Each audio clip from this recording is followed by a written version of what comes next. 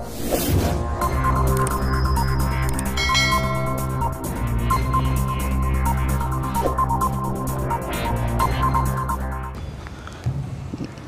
साथियों, आज हम जो प्राचीन भारत का इतिहास पढ़ रहे थे उसमें जैसे पहले की कक्षाओं में हमने बौद्ध धर्म को पढ़ा, आज जो कि रीट पटवारी सभी अन्य एग्ज़ामों में इस टॉपिक का प्रमुख महत्व रहता है और यहाँ से हर एग्ज़ाम में प्रश्न पूछा जाता है। तो हम जो मगध का उत्कर्ष है, कौन सा साथियों, मगध का उत्कर्ष, उसमें जो प्रमुख वंश हुआ वह है मौर्य वंश। कौन सा वंश साथियों, मौर्य वंश। तो इस मौर्य वंश के बारे में हम आज की कक्षा में चर्चा करेंगे कि मौर्य वंश का मगध में का जो साम्राज्य था उस समय मौर्य वंश का क्या योगदान रहा और कैसे इस मौर्य वंश की शुरुआत हुई और कहाँ तक ये वंश चला, इसके बारे में हम जानकारी प्राप्त करेंगे। तो साथियों, जो मगध का उत्कर्ष है, किसका, मगध का, उसमें सर्वप्रथम हम देखते हैं तो कई वंश आए जिनमें प्रमुखतः हर्यक वंश, नागवंश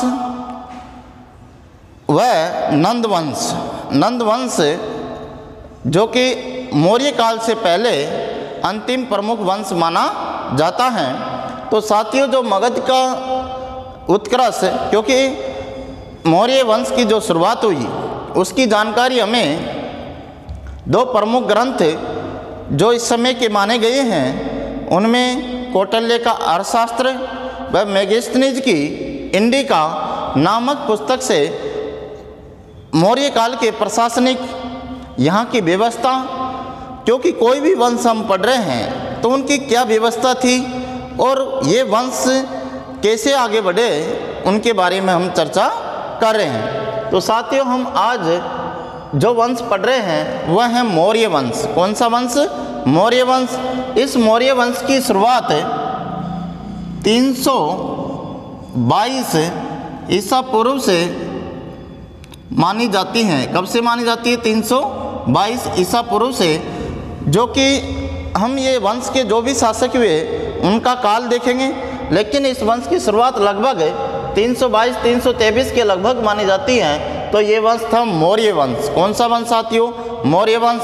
जैसे हम बात करते हैं कि जो अखंड भारत, क्योंकि मौर्य वंश के समय हमारे यहाँ पर विदेशी आक्रमण भी शुरू हो चुके थे, तो इन आक्रमणों को दृष्टिकोण के आधार पर हम देखते हैं कि उस समय जो नंद वंश था, कौन सा वंश साथियों, नंद वंश। मौर्य वंश से पहले कौन सा वंश था मगध में, नंद वंश। नंद वंश का सबसे प्रतापी प्रमुख शासक हुआ था महापद्म नंद, और इस महापद्म नंद के बाद में जो इनके पुत्रों में से शासक बना वो था घनानंद। कौन था साथियों, घनानंद। जो ये घनानंद था यह क्रूर व अत्याचारी शासक साबित हुआ, क्योंकि इसने लोगों के ऊपर अत्याचार किए। तो इस प्रकार से ये जो घनानंद था वह एक की क्रूरता के कारण इससे आम जनता भी परेशान थी। किससे, घनानंद से। अब जो ये नंद वंश है, कौन सा वंश साथियों, नंद वंश। इसका अंतिम शासक कौन बता रहा हूँ, घनानंद। कौन, घनानंद। तो उसी समय दो तक्षशिला का शिक्षक था चाणक्य। कौन था साथियों, चाणक्य, जिसे कौटिल्य व विष्णुगुप्त के नाम से भी जाना जाता है। किसके नाम से जाना जाता है साथियों, चाणक्य, कौटिल्य, विष्णुगुप्त, क्योंकि इनके बचपन का नाम विष्णुगुप्त था। क्या था साथियों, विष्णुगुप्त। वह कूटनीतिक होने के कारण इनको क्या कहा गया, कौटिल्य। क्या कहा गया साथियों, कौटिल्य।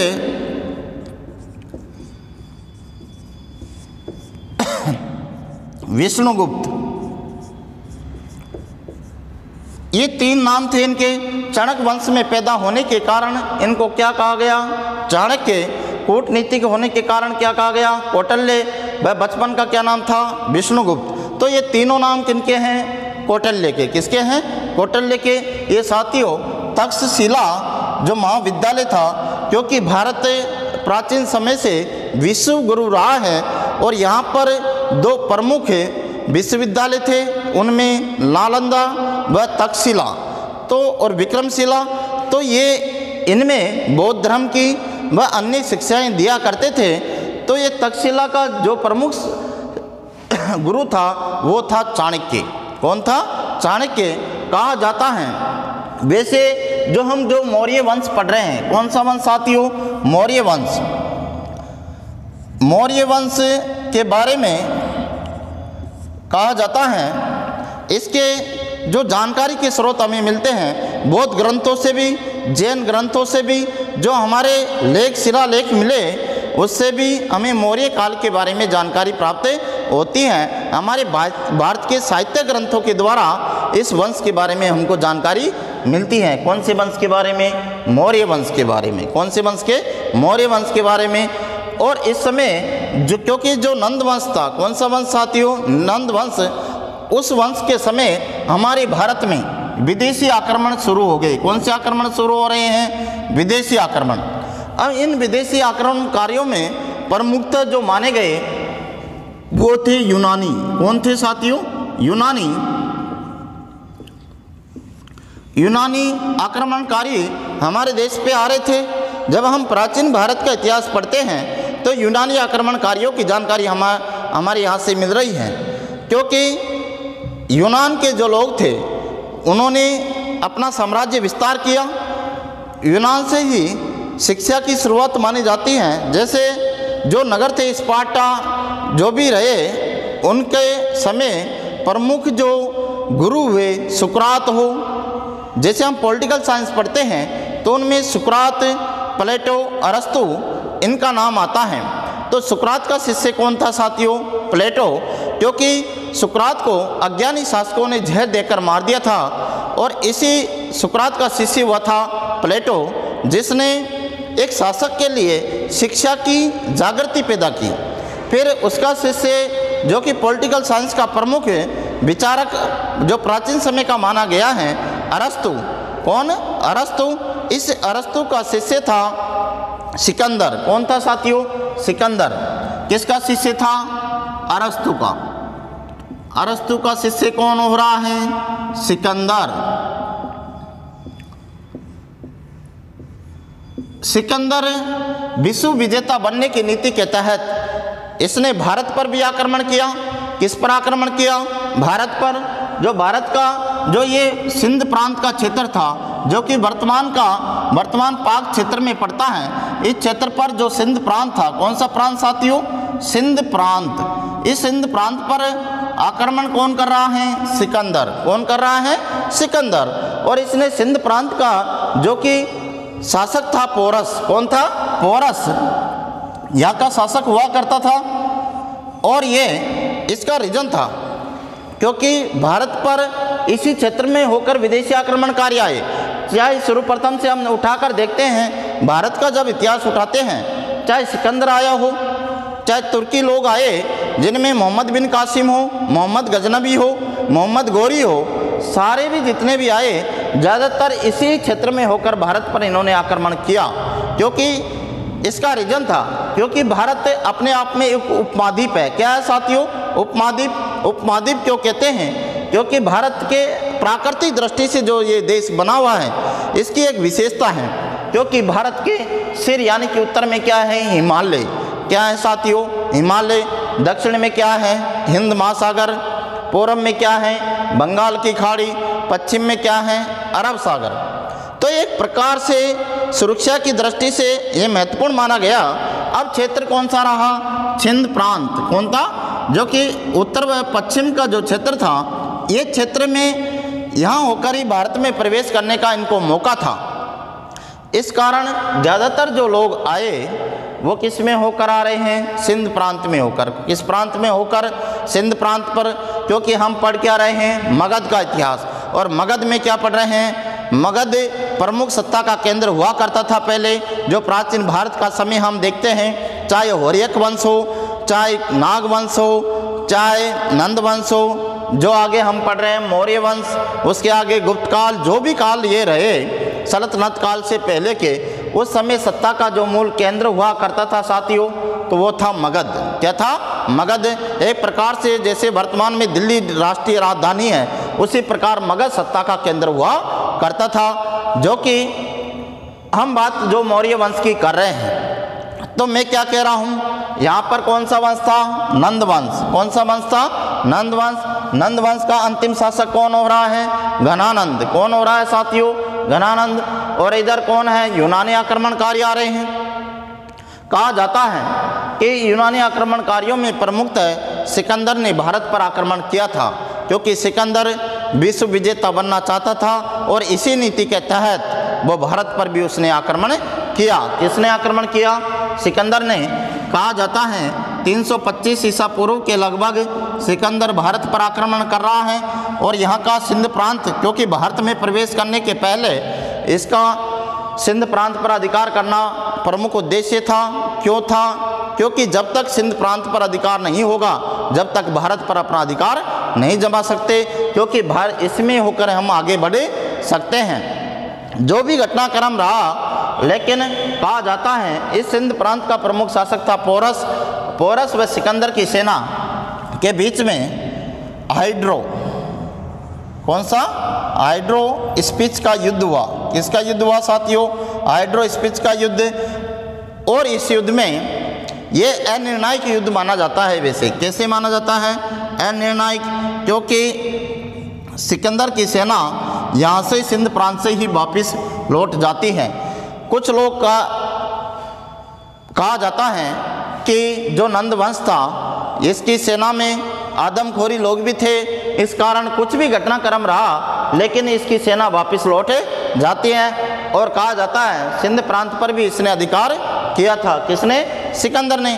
क्योंकि जैसे हम सिंधु सभ्यता पढ़ते हैं, जिन विद्वानों ने इस सभ्यता का उत्खनन करवाया, उसमें से चार्ल्स मैनसन आदि जो भी विचारक थे, उन्होंने कहा भी था शायद ये नगर सिकंदर बसाकर गया होगा। तो ये जो भी घटनाक्रम रहा, तो शायद सिकंदर ने यहाँ तक तो अधिकार किया होगा। कहाँ तक? सिंध प्रांत पर, क्योंकि यहाँ पर अपना क्षेत्र जमाया, लेकिन आगे नहीं बढ़ पाया। ये भी है कि विद्वान मानते हैं कि सिकंदर की सेना लगातार युद्ध से परेशान थी, क्योंकि सिकंदर 33 वर्ष की आयु में इस दुनिया से विदा हो चुका था और ये विश्व विजेता बनना चाहता था। कौन? सिकंदर। जो किसका शिष्य था? अरस्तु। अरस्तु किसका शिष्य था? प्लेटो का। किसका? प्लेटो का। और यूनानी विचारक जब हम पढ़ते हैं, पाश्चात्य विचारकों में हम बात करते हैं, तो यूनान के विचारक प्रमुखतः आते हैं साथियों। तो उनमें प्रमुखतः जो ज्ञान का प्रसार जहाँ से माना गया, वहाँ सुकरात आता है। कौन आता है साथियों? सुकरात। सुकरात का शिष्य कौन हो रहा है? प्लेटो। प्लेटो का शिष्य कौन हो रहा है? अरस्तु। कौन हो रहा है साथियों? अरस्तु। और इसी अरस्तु का शिष्य कौन था? सिकंदर। कौन था साथियों? सिकंदर। हम पढ़ क्या रहे हैं? मौर्य वंश। कौन सा वंश? मौर्य वंश। तो ये घटनाक्रम जो रहा, अब आगे जो हम घटना पढ़ रहे हैं, तो इधर कौन है? घनानंद। इसलिए इस घनानंद को, क्योंकि भारत पर कौन से आक्रमण हो रहे हैं? विदेशी आक्रमण। कौन से आक्रमण हो रहे हैं? विदेशी आक्रमण। इस कारण चाणक्य, कौटिल्य, विष्णुगुप्त यानी कि चाणक्य, ये किसको समझाने जाता है? घनानंद को। किसको? घनानंद को, कि आप भारत पर विदेशी आक्रमण हो रहे हैं, क्योंकि चाणक्य का सपना था अखंड भारत का निर्माण करना, और हुआ भी। आगे जब हम मौर्य वंश पढ़ रहे हैं, तो मौर्य वंश ने के समय भारत का विस्तार जो हुआ, शायद वर्तमान और उससे के बाद में जितने भी शासक हुए, चाहे सल्तनत काल हो, चाहे मुगल काल हो, चाहे अंग्रेजों के समय का काल रहा हो, चाहे वर्तमान भारत की हम बात करते हैं, तो भी इतना साम्राज्य नहीं रहा जितना मौर्य वंश के समय माना जाता है। तो चाणक्य ने किसको समझाने जा रहा है? घनानंद को, कि भारत पर विदेशी आक्रमणकारी आ रहे हैं, भारत पर आक्रमण हो रहे हैं। इसलिए ये जागृत किसको करना चाहता था? घनानंद को। किसको? घनानंद को। और ये रंगरेलिया वह जनता को परेशान कर रहा था। खुद सोने, जबकि नंद वंश के समय भारत में सर्वाधिक सोने इनके पास ही थे। किनके पास? नंद वंश के पास।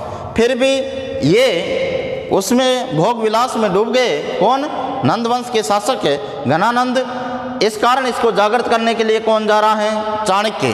कहा जाता है चाणक्य के पिता का हत्या भी नंदवंश के शासक ने ही करने के कारण इसमें कूटता भी थी, जो भी घटनाक्रम रहा हो। लेकिन चाणक्य किसको समझाने जा रहा है? घनानंद को। किसको? घनानंद को।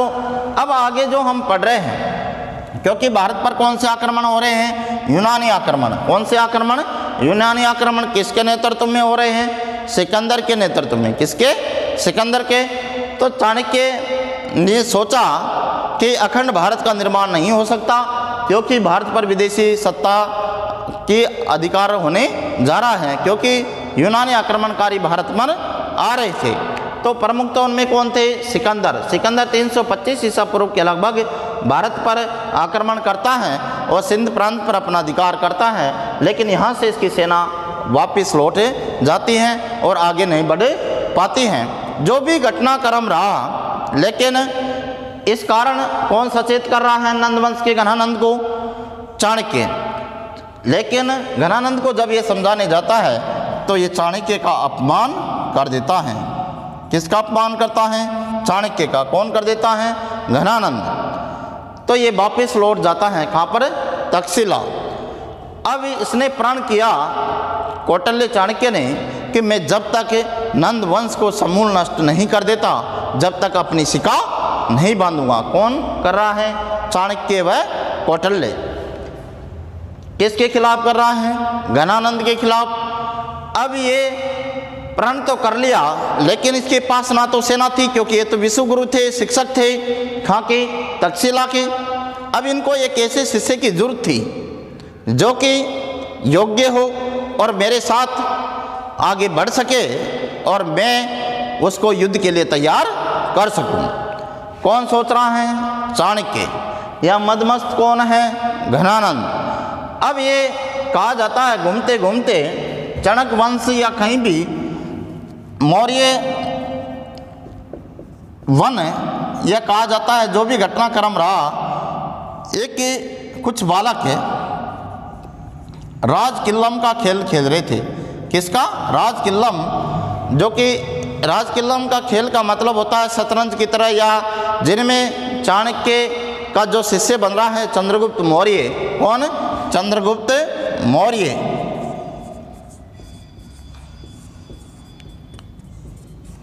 इस चंद्रगुप्त मौर्य की मुलाकात चाणक्य से इस खेल के दौरान ही होती है। किस खेल के दौरान?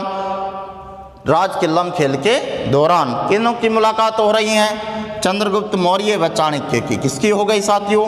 चाणक्य की व चंद्रगुप्त मौर्य की। कौन से खेल के दौरान हो रही है? राज किल्लम खेल के दौरान। क्योंकि इन बालकों को एक जो जंगलों में ये जनजातियाँ निवास करती थी, उनमें से उठाकर कहा जाता है कुछ कारसापण या कुछ भेंट देकर चाणक्य चंद्रगुप्त मौर्य को लेकर आया था, क्योंकि इसमें किसके लक्षण दिखाई दिए थे इसको? एक शासक के। किसके? शासक के। क्योंकि एक राजा बन रहा था उस खेल में और उन पर सब पर अपना अधिकार जमा रहा था। इससे प्रभावित कौन हुआ? चाणक्य।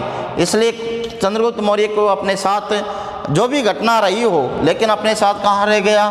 तक्षशिला। इसके बारे में, चंद्रगुप्त मौर्य के बारे में अपवाद स्वरूप कहा जाता है कि ये शूद्र था, ये वैश्य था या कुछ था। वर्ण व्यवस्था पहले भी थी और वर्ण व्यवस्था को चाणक्य भी मानता था। कौन मानता था? चाणक्य। कौन सी व्यवस्था को? वर्ण व्यवस्था को। कौन मान रहा है? चाणक्य। वर्ण कितने हैं? 4। आश्रम भी कितने हैं? 4। वर्ण कौन कौन से? ब्राह्मण, क्षत्रिय, वैश्य व शूद्र। तो इन्हें वर्ण व्यवस्था में, जो वर्ण व्यवस्था को कौन मानता था? चाणक्य। ऐसा मिला है साक्ष्य। तो इसमें वर्ण की उच्चता को भी अपने अर्थशास्त्र में दर्शाया है। तो यानी कि ये वर्ण व्यवस्था में यदि ये जैसे जैन धर्म, बौद्ध धर्म इसको वर्सल वह कुछ भी जो भी बताते हैं, किसको? चंद्रगुप्त मौर्य को, लेकिन एक उस जाति के लड़के को ये नहीं लाता, क्योंकि वर्ण की शुद्धता पर भी कौन ध्यान देता था? चाणक्य। इसलिए इसके अनुसार ये क्षत्रिय ही होगा। क्या होगा? क्षत्रिय। कौन? चाणक्य। और क्षत्रिय कुल का किसको माना गया है? चंद्रगुप्त मौर्य को। और ये अपने साथ कहाँ ले आया? तक्षशिला। कहाँ ले आया साथियों? तक्षशिला, जो शिक्षा का प्रमुख केंद्र था। किसका? शिक्षा का। किसके समय? चाणक्य के। अब चाणक्य चंद्रगुप्त मौर्य को तैयार करता है युद्ध के लिए, और क्योंकि इसका सपना क्या था? अखंड भारत का निर्माण करना। किसका निर्माण करना? अखंड भारत का निर्माण करना। किसका सपना था? चाणक्य का। किसको साथ लेकर आया? चंद्रगुप्त मौर्य को। और इसको एक अच्छा शासक के लिए तैयार कौन कर रहा है? चंद्रगुप्त मौर्य को। कौन? चाणक्य। इसको शिक्षा दीक्षा देता है। अब चाणक्य का सपना जो था कि एक विशाल अखंड भारत का निर्माण करना। किसका सपना है? चाणक्य व कौटिल्य का। साथ में किसको लिया? चंद्रगुप्त मौर्य का। इनका सर्वप्रथम जो प्रमुख था, एक तो सिंध प्रांत पर अधिकार करना। सिंध प्रांत पर, क्योंकि इस समय किनके अधिकार हो गया था? विदेशी। क्योंकि चाणक्य भी किसको सचेत करने जा रहा था? घनानंद को। हालांकि इनके वंश में, इनमें कटुता थी, लेकिन फिर भी चाणक्य किसको समझाने जा रहा है? घनानंद को। क्योंकि भारत पर कौन से आक्रमण हो रहे हैं? विदेशी आक्रमण। यानी कि इन विदेशी आक्रमणकारियों को रोकने के लिए कौन गया? चंद्रगुप्त मौर्य भी, ऐसा माना जाता है। जो भी घटनाक्रम रहा, लेकिन इनका प्रमुख उद्देश्य पहले सिंध प्रांत से विदेशी जो अधिकार हुए इनको दूर करना, फिर धीरे धीरे पूरे भारत पर अपना अधिकार करना।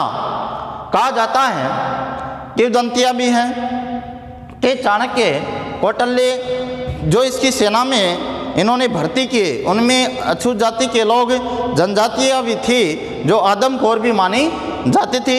इन सब जातियों को एक संगठन करके, एक संगठन बनाकर इन्होंने घनानंद पर आक्रमण किया। किस पर आक्रमण किया साथियों? घनानंद पर। लेकिन ये प्रथम बार पराजित होते हैं। कौन पराजित होते हैं? चाणक्य व कौटिल्य। कहा जाता है ये बुरी तरह डायरेक्ट किस पर अधिकार आक्रमण कर दिया इन्होंने? मगध पर। किस पर? मगध पर। लेकिन बुरी तरह पराजित कौन हो जाते हैं? कौटिल्य व चंद्रगुप्त मौर्य। कहा जाता है ये जान बचाकर निकले। कौन? चंद्रगुप्त मौर्य व कौटिल्य।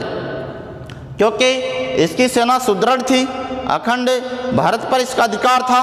किसका? घनानंद का। और इन्होंने डायरेक्ट किस पर आक्रमण कर दिया? मगध पर।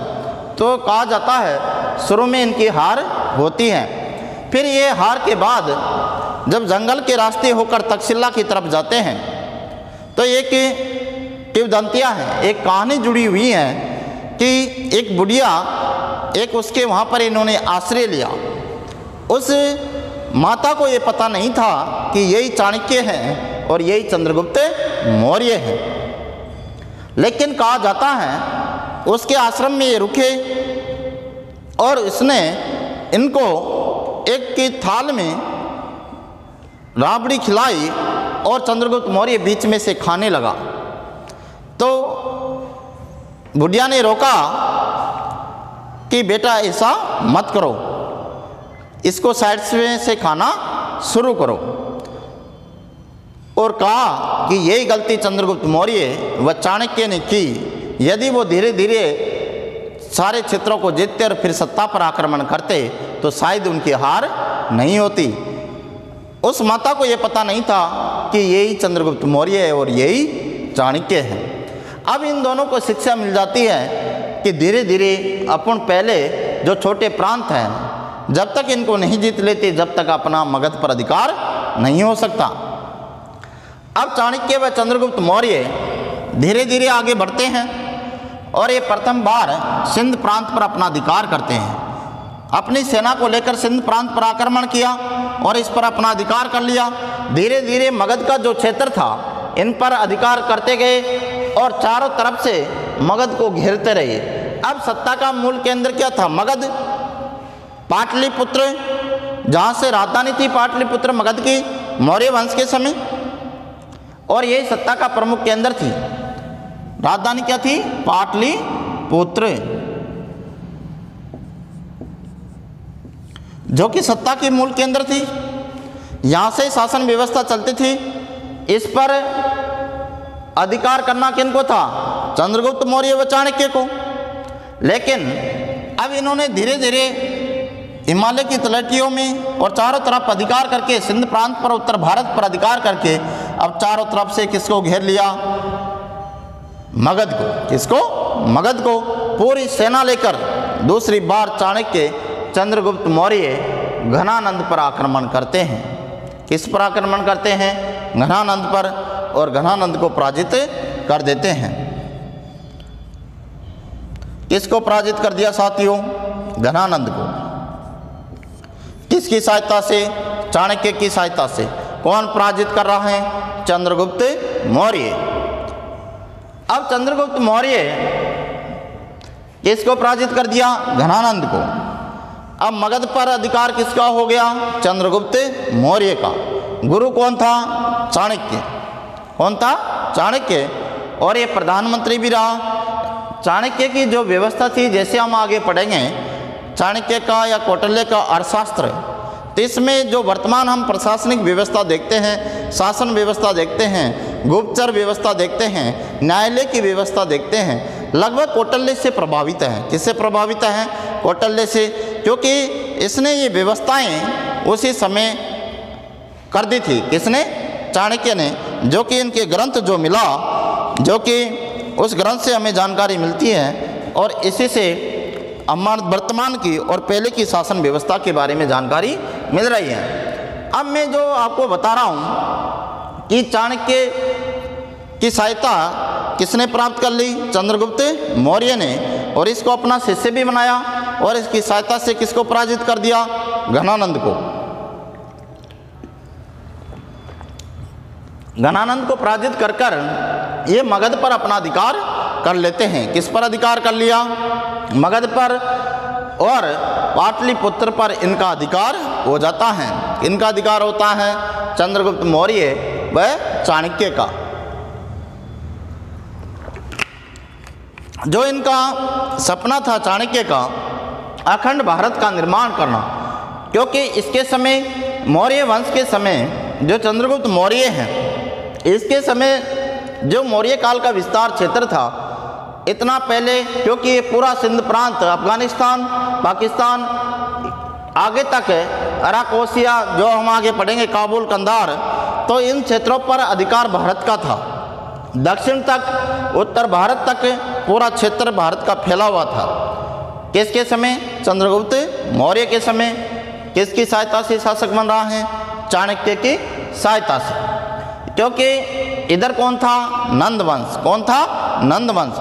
तो इस प्रकार मौर्य वंश की स्थापना, कौन से वंश की स्थापना? मौर्य वंश की स्थापना 322 ईसा पूर्व में चंद्रगुप्त मौर्य के द्वारा कर दी जाती है।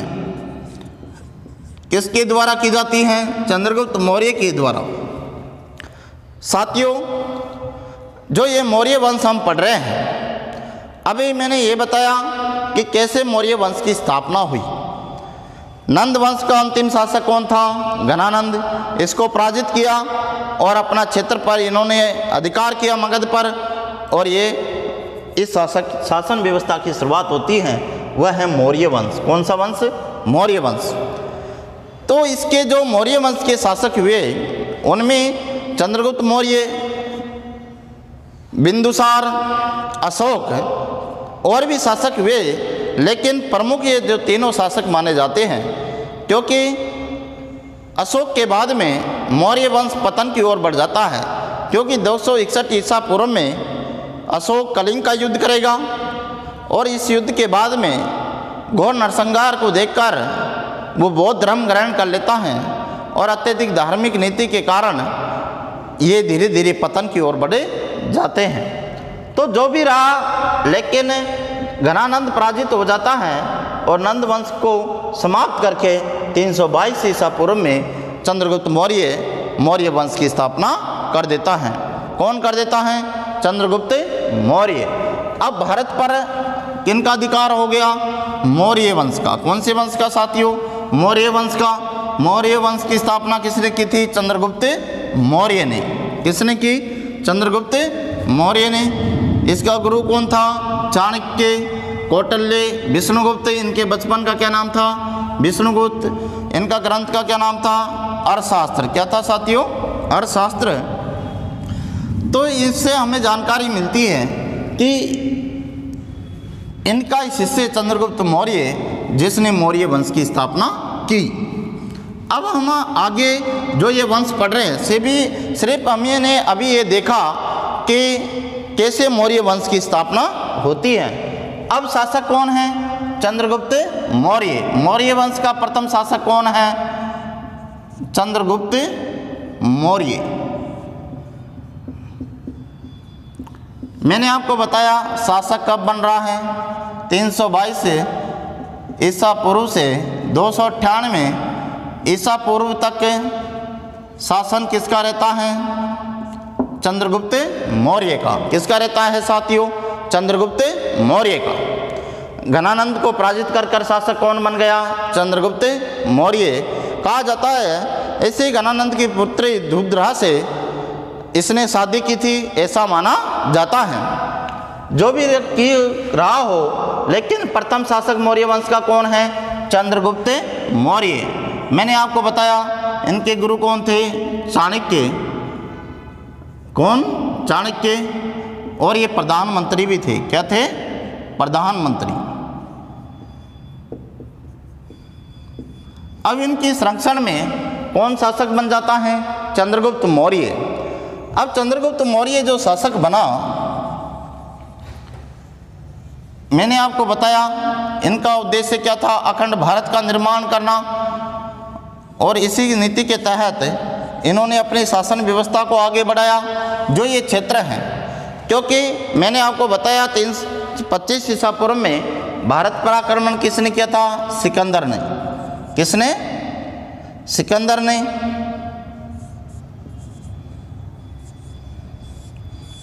लेकिन इसकी सेना आगे नहीं बढ़ पाती है।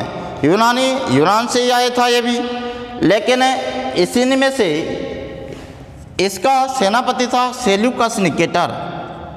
कौन था? Seleucus Nicator. इस क्योंकि यूनानी आक्रमणकारी आए, इन्होंने जहाँ सिंध प्रांत है, इसका जल सेनापति भी निरयाक्स को माना जाता है। किसको माना जाता है? निरयाक्स। जबकि प्रमुख सेनापति कौन था? Seleucus Nicator. अब ये सिंध प्रांत पर कौन अधिकार कर कर गया था? सिकंदर। चंद्रगुप्त मौर्य यहाँ पर अपना अधिकार कर लेता है सर्वप्रथम, क्योंकि सर्वप्रथम मगध पर अधिकार करने से पहले इनकी हार होती है। किनकी? चंद्रगुप्त मौर्य व चाणक्य की। लेकिन ये छोटे छोटे सारे प्रांतों को जीतकर ये सत्ता पर अपना अधिकार कर लेते हैं, यानी कि पाटलिपुत्र पर इनका अधिकार हो जाता है। किनका अधिकार हो गया? चंद्रगुप्त मौर्य का। अब इधर सिकंदर की मृत्यु 323 ईसा पूर्व में बेबीलोन में हो जाती है। 33 वर्ष की अवस्था में इस दुनिया से विदा कौन हो गया? सिकंदर। सिकंदर एक बात कहकर गया था कि जब मेरी मृत्यु हो तो जो मेरे हकीम हैं, मेरे इलाज कर रहे हैं, उन्हीं को ही मेरे कंधे देने के लिए बुलाना, ताकि जो इलाज करते हैं वो भी मेरे प्राण की रक्षा नहीं कर सके। दूसरी बात कहकर गया था सिकंदर, क्योंकि सिकंदर विश्व विजेता बनना चाहता था। इसके बाद में और भी तानाशाही हुए, हिटलर हैं, मुसोलिन हैं, कई इतिहास में नाम आप सुनते हो। लेकिन सिकंदर का जो सपना था उसके बराबर सपना किसी ने नहीं पाला, इसलिए ये विश्व विजेता माना जाता है। कौन? सिकंदर। अब इसके समय ये जब मैं क्या कह रहा हूँ, 33 वर्ष की आयु में बेबीलोन में इसकी मृत्यु हो जाती है। 325 ईसा पूर्व में भारत पर आक्रमण किया था। लेकिन सिकंदर की मृत्यु हुई तो 3 बातें ये कहकर गया था। एक तो मेरे हकीम इलाज करेंगे, दूसरी बात जब मेरी सब यात्रा ले जाए तो दोनों हाथ बाहर निकाल देना कि इस दुनिया में व्यक्ति खाली आता है और खाली जाता है। कौन कहकर गया? सिकंदर। इतना विजेता होने के बाद भी कुछ साथ में नहीं गया। तो जो भी घटनाक्रम रहा, अब इसका सेनापति कौन था? Seleucus Nicator. कौन था साथियों? Seleucus Nicator. किसका सेनापति था? सिकंदर का। इसका जल सेनापति कौन था? निरयाक्स। ये दोनों, सिकंदर ने जब भारत पर आक्रमण किया, सिंध प्रांत पर आक्रमण किया, उस समय ये दोनों साथ में आए थे। प्रमुख सेनापति तो कौन था? Seleucus Nicator. साथ में कौन था? निर्याक्स। किसके साथ आए थे? सिकंदर के साथ। लेकिन यहाँ से ये वापस लौट जाते हैं। फिर चंद्रगुप्त मौर्य ने चाणक्य की सहायता से सर्वप्रथम सिंध प्रांत पर ही अधिकार किया। कौन से प्रांत पर? सिंध प्रांत पर। और धीरे धीरे मगध पर अधिकार कर लिया। और चाणक्य के द्वारा और चंद्रगुप्त मौर्य ने नंद वंश का अंतिम शासक था जो घनानंद। कौन? घनानंद। उसको पराजित करके मगध यानी कि पाटलिपुत्र पर अपना अधिकार कर लिया और नंद वंश का समूल नष्ट कर दिया। क्योंकि चाणक्य का सपना क्या था? अखंड भारत का निर्माण करना। कौन से भारत का? अखंड भारत का। और जो चाणक्य व चंद्रगुप्त मौर्य के समय जो भारत का इतिहास रहा, इतना बड़ा भारत ना तो वर्तमान में ना उससे पहले, चाहे सल्तनत काल हो, चाहे मुगल काल हो, चाहे अंग्रेजों का काल रहा हो, लेकिन इतना बड़ा साम्राज्य स्थापित नहीं हो पाया। क्योंकि इसने जो सेल्यूकस निकेटर था, कौन? Seleucus Nicator. इधर मगध का शासक कौन बन गया? चंद्रगुप्त मौर्य। अब इधर कौन है? Seleucus Nicator. ये सेल्यूकस निकेटर कहा जाता है चंद्रगुप्त मौर्य से संधि करना चाहता था। क्या करना चाहता था? संधि। क्योंकि सिकंदर की मृत्यु हो चुकी थी। सेल्यूकस निकेटर को पराजित कौन करना चाहता था? चंद्रगुप्त मौर्य। क्योंकि ये भी भारत से आगे बढ़ना चाहता था। कौन? चंद्रगुप्त मौर्य। इसी नीति के तहत, क्योंकि जो ये अफगानिस्तान पाक का जो क्षेत्र है, इराक, ईरान, इस क्षेत्र पर किसका अधिकार था? यूनानी शासकों का। और इनमें सिकंदर के बाद में कौन रहा? Seleucus Nicator. कौन रहा? Seleucus Nicator. इसलिए चंद्रगुप्त मौर्य व सेल्यूकस निकेटर के बीच में 305 ईसा पूर्व में युद्ध होता है। ये युद्ध ना होकर एक संधि थी। क्या थी साथियों? संधि। और इस संधि के तहत सेल्यूकस निकेटर ने उपहार स्वरूप चंद्रगुप्त मौर्य को 4 प्रांत सौंप दिए। कितने प्रांत सौंप दिए? 4 प्रांत। ये कौन सौंप रहा है? Seleucus Nicator. इस कारण भारत का विस्तार हुआ। क्योंकि 4 प्रांत किससे जुड़ गए? भारत से जुड़ गए, यानी कि मगध के क्षेत्र से जुड़ गए। शासक कौन है? चंद्रगुप्त मौर्य। गुरु कौन है? चाणक्य। और यह शासक कौन है? Seleucus Nicator. अब ये 4 प्रांत जो इसने सौंपे, उनमें पहला काबुल, दूसरा कंधार, तीसरा मकरान, चौथा हेरात। काबुल, कंधार, मकरान, हेरात, ये चारों प्रांत किसके अधिकार में आ गए? चंद्रगुप्त मौर्य के। किसको पराजित किया? सेल्यूकस निकेटर को भी। कहा जाता है ये युद्ध ना होकर एक संधि थी। और इस संधि में जो इकरारनामा हुआ, क्योंकि संधि जो होती है, जो ऐतिहासिक दृष्टि से हम पढ़ते हैं, कोई भी संधि ज़्यादातर सशर्त होती है। क्या होती है? सशर्त। और इसी सशर्त के साथ में जो इन दोनों के बीच में संधि हुई, और इन संधि के तहत सेल्यूकस निकेटर 4 प्रांत किनको सौंप देते हैं? चंद्रगुप्त मौर्य को। इनमें कौन कौन से हैं? काबुल, कंधार, मकरान, हेरात। अब भारत के अधिकार में आ गया, क्योंकि काबुल किधर पड़ता है? अफगानिस्तान का। और कंधार भी इसी के क्षेत्र है। मकरान, हेरात, ये पूरे इराक, ईरान तरफ तक भारत का क्षेत्र बढ़ जाता है। किसके समय? चंद्रगुप्त मौर्य के समय। क्योंकि सेल्यूकस निकेटर इसको सौंप देता है और अपने पुत्री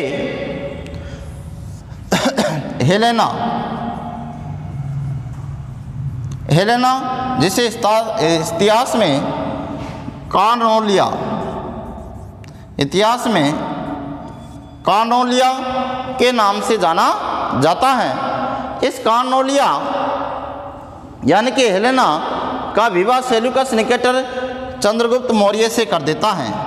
किससे कर देता है साथियों? चंद्रगुप्त मौर्य से। कौन कर रहा है? Seleucus Nicator.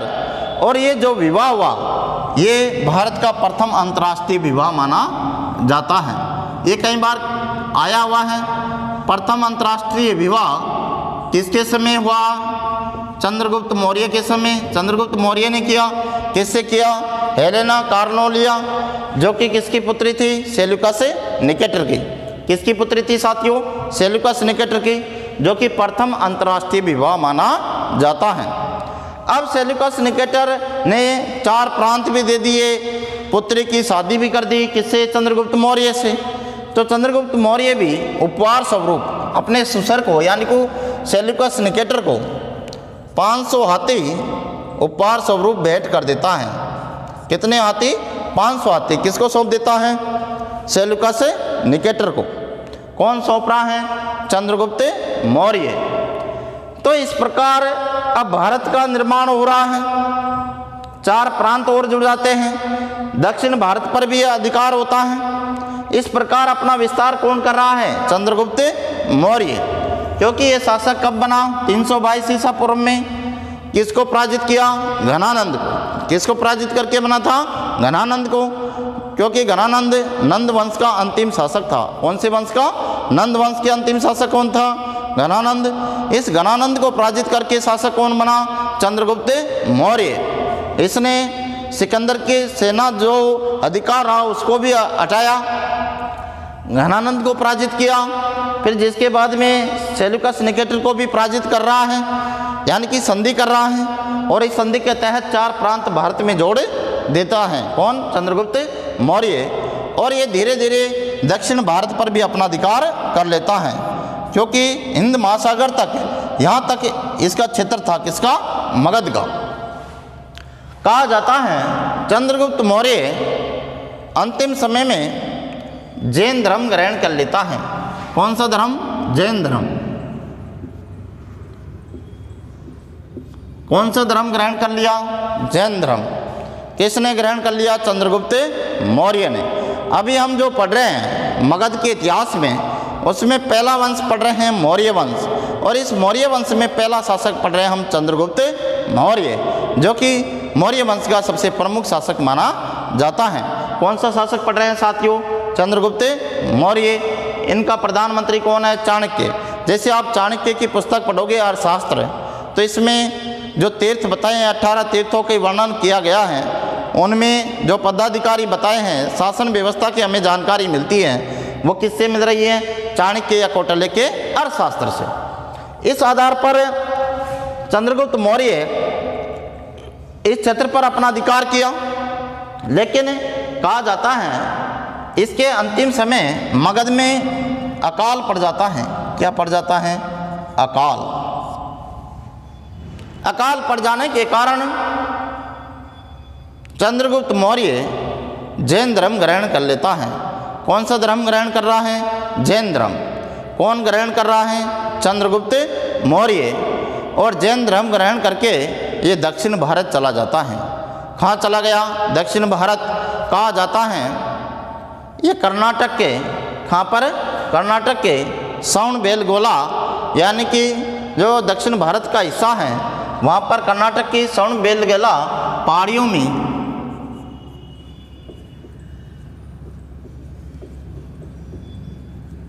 गोला पहाड़ियों में शरण लेता है और संलेखना, कौन सी विधि द्वारा? संलेखना विधि द्वारा देह त्याग कर देता है। कौन करता है? चंद्रगुप्त मौर्य। तो जो ये हम पढ़ रहे हैं कि जैन धर्म की जो शिक्षा इन्होंने प्राप्त की चंद्रगुप्त मौर्य ने, चंद्रगुप्त मौर्य ने जैन धर्म ग्रहण किया था। इसके बाद में बिंदुसार जो शासक बना, इन तीनों ने, अशोक ने बौद्ध धर्म ग्रहण किया। इस प्रकार इन्होंने अलग अलग धर्म ग्रहण कर रहे हैं। जैन धर्म में जो 3 बातें त्रिरत्न माने जाते हैं, सम्यक दर्शन, सम्यक ज्ञान, सम्यक चरित्र, उसी आधार पर ये भद्रभाव से प्रभावित हुए। किससे प्रभावित हुए? भद्रभाव। क्योंकि इसके 2 प्रमुख वो थे, स्थूल भद्र और भद्रभाव। इस भद्रभाव से प्रभावित होकर चंद्रगुप्त मौर्य जैन धर्म ग्रहण कर रहा है और दक्षिण भारत चला जाता है, और श्रवणबेलगोला में संलेखना विधि यानी कि अन्न जल सब त्याग कर मौन मुद्रा में ध्यान स्थान लगाकर अपना ध्येय का त्याग कर देना। इस प्रकार चंद्रगुप्त मौर्य अपना जीवन लीला समाप्त कर लेता है। तो ये चंद्रगुप्त मौर्य जो हमने पढ़ा, जो कि मौर्य वंश का प्रथम और सबसे प्रमुख शासक माना जाता है। कैसे इन्होंने अखंड भारत का निर्माण किया, ये सारी रूपरेखा जो हमने देखी किसके समय? चंद्रगुप्त मौर्य के समय। चंद्रगुप्त मौर्य के समय इसके बाद जो प्रमुख शासक बने उनमें बिंदुसार व अशोक माने जाते हैं। बिंदुसार को भी हम पढ़ेंगे, अशोक को भी पढ़ेंगे, लेकिन जो हम ये पढ़ रहे हैं चंद्रगुप्त मौर्य, कौन सा शासक साथियों? चंद्रगुप्त मौर्य। इसकी शासन व्यवस्था के बारे में हमने जानकारी प्राप्त की और सेल्यूकस निकेटर ने इसका एक दार्शनिक था प्रमुख, जिसे माना जाता है मेगास्थनीज। कौन? मेगास्थनीज। इनकी पुस्तक का नाम था इंडिका। क्या था साथियों? इंडिका। इस इंडिका से भी मौर्य प्रशासन के बारे में हमें जानकारी मिल रही है, क्योंकि ये भी इसके समय की लिखी हुई पुस्तक है। प्रमुख पुस्तक तो किसकी है? चाणक्य की। पुस्तक का नाम क्या है? अर्थशास्त्र। कौन से है? अर्थशास्त्र। किसके समय की है? चंद्रगुप्त मौर्य के समय की, क्योंकि इसने जो मगध का उत्कर्ष है उसके बारे में सारी जानकारी हमें चाणक्य के अर्थशास्त्र से मिल रही है। उस समय राजा के क्या कर्तव्य होने चाहिए, कैसे शासन व्यवस्था चलानी चाहिए, इन सब की जानकारी अर्थशास्त्र से ही मिलती है। किससे मिल रही है? अर्थशास्त्र से। किससे साथियों? अर्थशास्त्र से। अब जो हम आगे देख रहे हैं कि चंद्रगुप्त मौर्य शासक बना, इसने पहले घनानंद को पराजित किया, यूनानी आक्रमणकारियों को रोका, दक्षिण भारत पर अधिकार किया, उत्तर भारत पर अधिकार किया। इस प्रकार पूरे क्षेत्र पर मगध पर इसका अधिकार हो जाता है। किसका? चंद्रगुप्त मौर्य का। और 305 ईसा पूर्व में किसको पराजित कर रहा है, यानी कि किससे संधि कर रहा है? सेल्यूकस निकेटर से। किससे कर रहा है? सेल्यूकस निकेटर से। और इस संधि के तहत ये इससे 4 प्रांत प्राप्त कर लेता है। कितने प्रांत? 4। कौन कौन से? काबुल, कंदार, हेरात, मकरान। इन पर भी अधिकार किसका हो गया? चंद्रगुप्त मौर्य का। किनका हो जाता है साथिया? चंद्रगुप्त मौर्य का। अब इसके आगे और चंद्रगुप्त मौर्य ने जो हेलेना कार्नोलिया जिससे शादी की, जो कि प्रथम अंतर्राष्ट्रीय विवाह माना जाता है, जो कि किसके समय हुआ? चंद्रगुप्त मौर्य के समय। किसके समय हो रहा है? चंद्रगुप्त मौर्य के समय, क्योंकि इसने ही किसको पराजित किया? सेल्यूकस निकेटर को। उससे ही संधि की थी। किसने? चंद्रगुप्त मौर्य ने। अब इसकी मृत्यु कब हुई? 322 से 298 तक शासक कौन रहा? चंद्रगुप्त मौर्य।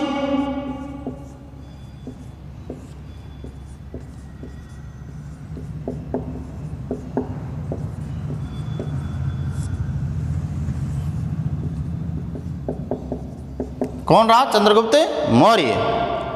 इसने अखंड भारत का निर्माण किया। ये सारी चर्चा हमने की। और अंतिम समय में ये कौन सा धर्म ग्रहण कर रहे हैं? जैन धर्म। और क्योंकि मगध में अकाल पड़ जाता है, इस कारण ये दक्षिण भारत लौट जाते हैं और वहाँ पर चंद्रगिरी पहाड़ियों में सलेखना विधि के द्वारा देहत्याग कर देते हैं। कौन कर रहा है? चंद्रगुप्त मौर्य।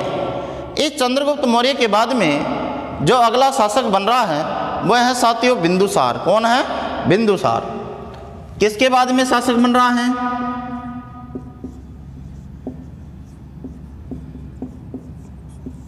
चंद्रगुप्त मौर्य के बाद में। इसका शासनकाल 298 से 273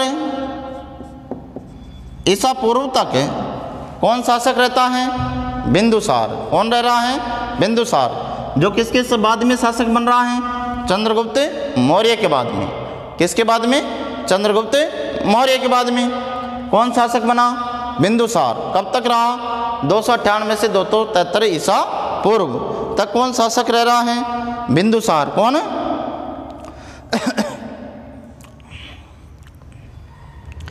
कहा जाता है, जो कि आगे हम पढ़ते हैं तो उनमें जैसे अशोक पढ़ेंगे, क्या अशोक, तो अशोक के ने अपने जीवन में 3 ही प्रमुख शासक मौर्य काल के माने गए, चंद्रगुप्त मौर्य, बिंदुसार व अशोक। कौन? अशोक। अशोक ने शिलालेख, अभिलेख, गुहालेख बनवाए और उनसे मौर्य काल के बारे में जानकारी भी हमें मिलती है। तो ये जो बिंदुसार है, जो कि चंद्रगुप्त मौर्य के बाद में शासक बन रहा है, सबसे प्रमुख शासक तो कौन हुआ है? चंद्रगुप्त मौर्य, जो कि कब से कब तक रहता है?